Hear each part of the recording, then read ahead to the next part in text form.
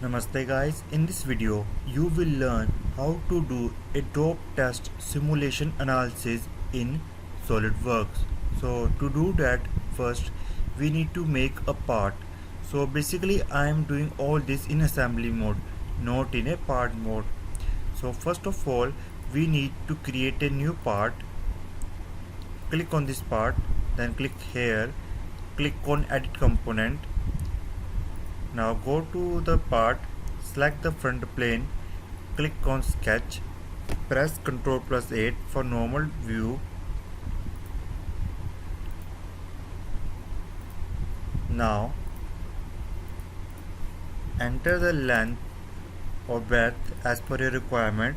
Here I am making a square of 100 by 100 mm and gonna extrude it up to a length of 100 mm. Make sure you select mid plane because it will gonna make easy for us while doing simulation. Now right click on box, make sure you first exit this part edit component and right click on it, click on float. As you can see I am able to float it now. Now go to mates, select select right plane and right plane of the assembly, click OK, and select front plane and front plane of the assembly, click OK. Make sure it doesn't coincide with the top plane. Now click OK. After that go to simulation, go to new study, click on drop test. After that what we need to do is right click on the part, apply the material as per your requirement. Here I am gonna use plain carbon steel, but you can change the material as per your requirement. After that right click on setup, click on define / edit. Here select velocity at impact. Here there are two things, I will tell you both of them. So first let's talk about drop height. So basically drop height means that you are basically throwing your part at a certain height. You will tell what is the height, and here you see two things, from centroid or from lowest point. So basically from centroid means it's center of gravity, and from lowest point means it's the lower point. So basically I'm selecting lower point and select the location of gravity downwards. Click here, click on here for reverse direction because gravity is acting downwards. And here you see two options like normal to gravity, parallel to reference plane, rigid target, flexible target.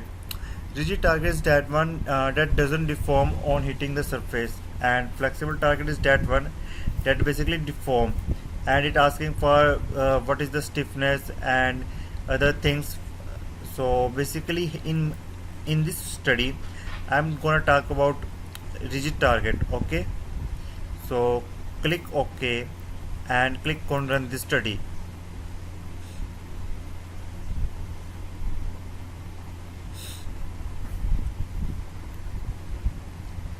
After this I will tell you how to do velocity simulation. Basically we give a certain velocity of to our part and see what kind of impact we are gonna see on our part when it strike to a rigid body.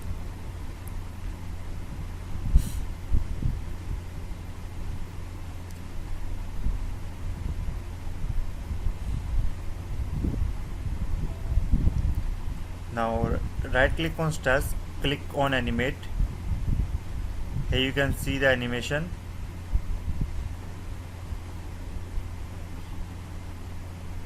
Click OK and right click on displacement, click on show and right click on animate.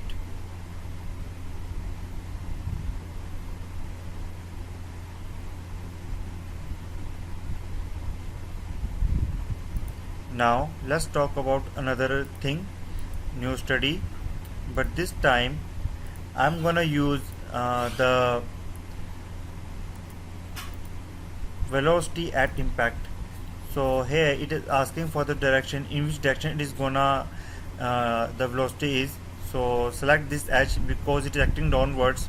As you can see, the arrow is pointing upwards, so click on reverse direction.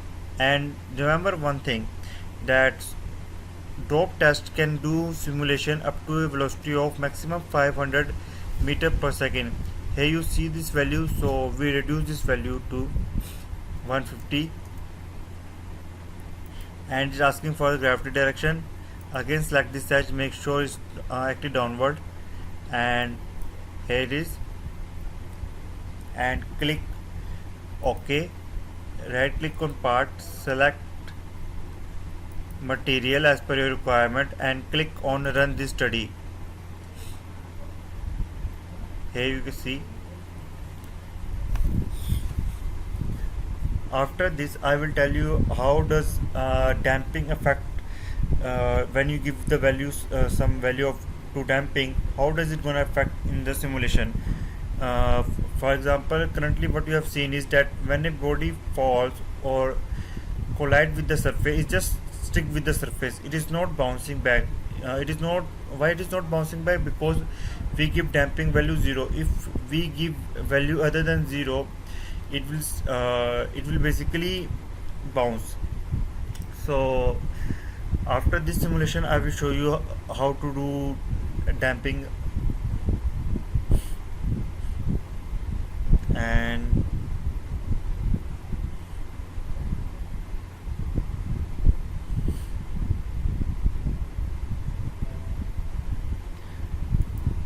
click on animate.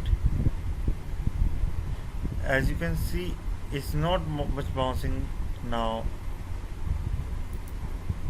Right click on displacement, click show, right click on animate. Now let's see what will gonna happen when we give a contacted damping. For example, let's say 2. Okay, sorry.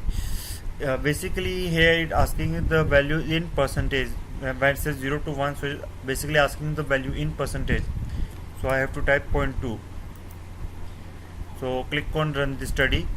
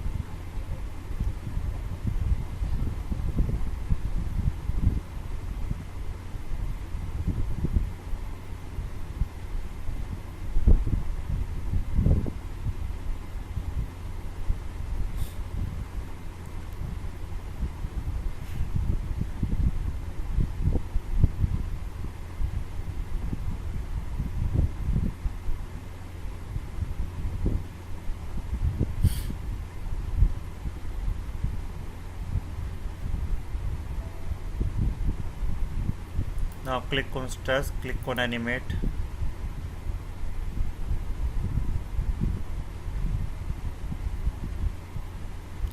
Here you see a very interesting thing, that all this experiment is done in microseconds. Okay, and deformation scale is 1 because I changed the definition. If you saw my previous video, you will realize what it means, deformation scale.